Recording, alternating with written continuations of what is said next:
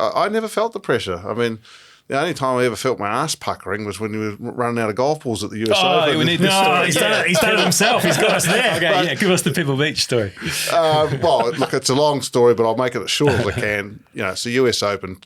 Tiger won the 2000 US Open by 15 shots. Probably the greatest performance in major championship golf, but it nearly didn't happen. We came to the Friday plays delayed through fog, and we got to come back early Saturday morning. At that particular point in time, the way the setup at Pebble Beach was that the driving range was up at the polo fields, the putting greens down by the clubhouse, and the shuttles leaving from the resort to go out to where. So, given the tee time, there's not enough daylight to do everything. So Tiger elects to just go and hit balls and then take the shuttle out to the tee. So I put the clubs in his room on Friday night, go back out there on Saturday morning, I just pick them back up. It's a continuation of yesterday's round. I don't need to put anything in, new gloves, new balls, nothing in there. It's just a continuation. I just pick the bags up on my shoulder. He went to the range, hit a few balls, out we go onto the golf course.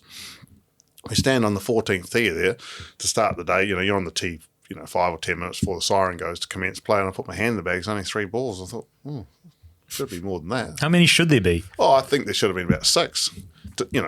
Always start. How many do you have? About 20. It's not that they lose them, but they scuff them when they whatever.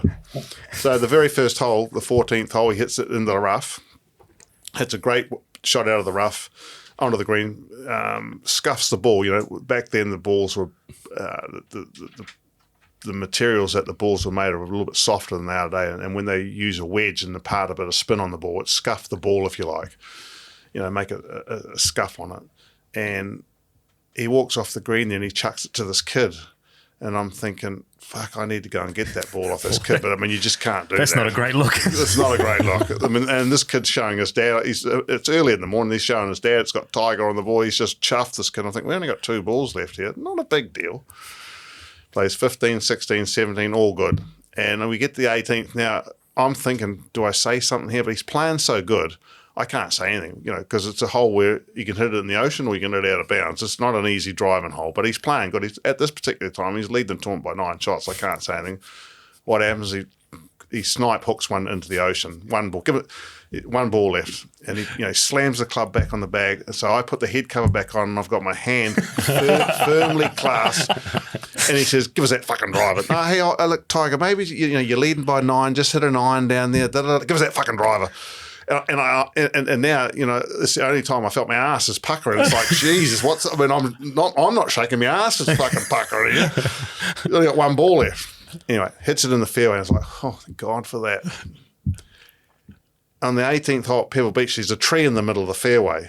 And we go down there, you can't see from the tee because it's still a bit foggy.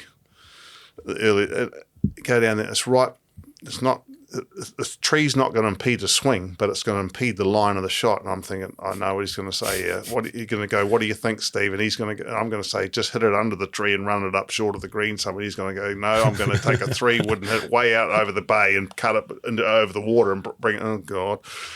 Anyway, he doesn't lose that ball. It's the last ball we hadn't played. Nothing said. On Sunday, finishes the tournament. It was a monumental occasion, 15-shot win and that. And then, you go into the scorer's hut and I would read his score out and he'd just check a score and it's all over. So I'm just standing outside. He's got to address the media and all this, that, and the other. But I stand there outside just to give him his watch and so forth. And he just said, "What happened there yesterday on the," and I told him, and we've laughed for years and years and years because he had this great line that, if I don't play any good, you're going to be working for me at TW's car wash. And he said, well, but we nearly opened it right there, didn't we? Yeah, what actually would, if he hit that last ball into the water, because it says it's specialist Nike ball, right? Correct. He can't use someone else's. What happens? So, if he's playing with somebody that's using the same ball, I can sneakily just go and say, hey, look, same ball. There's nothing to stop you doing that. But the other guy and the 2 guys in the group are playing a different ball. It's the last ball. It's all over. But, it's done. Yeah. Done. Disqualified. No, got run out of golf balls. Holy it would be like the biggest story in golf. And I wouldn't be sitting here talking to you guys. Holy shit. I'd be driving a truck around the North Island selling pine trees or something. So, yeah. Okay. So one of the coolest stories that I wanted to get to is that you made this deal, like that you spoke about, that if you win a major, they're going to come and play out in New Zealand. And so Tiger comes to New Zealand, was it 2002? 10,000 people at Wellington Airport, like welcoming him at your club. This is like, can you take us to that period and what that meant to you and just like what it was like having Tiger in New Zealand? Yeah, hey, look, I mean, it was something that I dreamed about from the days that I was caddying at my own golf course, and I always dreamed of being a caddy, and then I also dreamed of possibly caddying for the player that I was working for, playing in the New Zealand Open, because I knew Paraparaumu Golf Course would host the New Zealand Open from time to time. And when Tiger won our first major, and he said, "Yep," he said, "You can start making plans." And he agreed on the year that would be, and I was, passed that information on to some people that were able to get New Zealand Golf to host the tournament and so forth, and got the balls rolling. But it was just, it was almost not true, It was hard to believe.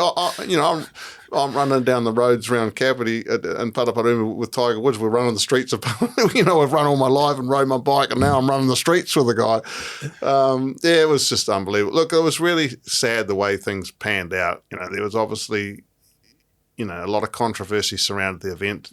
Tiger's playing in the event, and a lot of people think they were making too much exception with all the different things for him, and whatever. A lot of players got upset with different things. The weather was absolutely crap, which was a real shame, and the greens, sadly, were in not ideal conditions to hold a tournament of that stature on the greens and that. And if Tiger had one thing that he wasn't good at, and that was putting on greens that weren't good, and he putted terrible. It's the only time I think I've ever seen him have a 4-putt was at Paraparaumu on the second green. But so a lot of things. There was a lot of negative publicity which other players caused, and which I didn't, I didn't think was fair. Tiger deserves what he gets.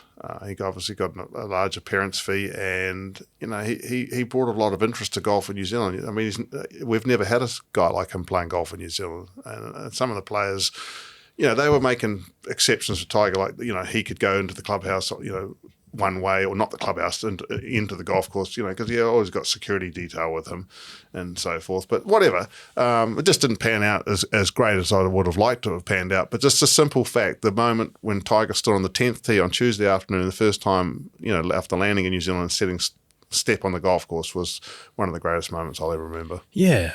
Did you feel the pressure? Because of you, the world's biggest star has come to New Zealand, and it's kind of not quite going the way that you had hoped. Did you feel stress and pressure in that period?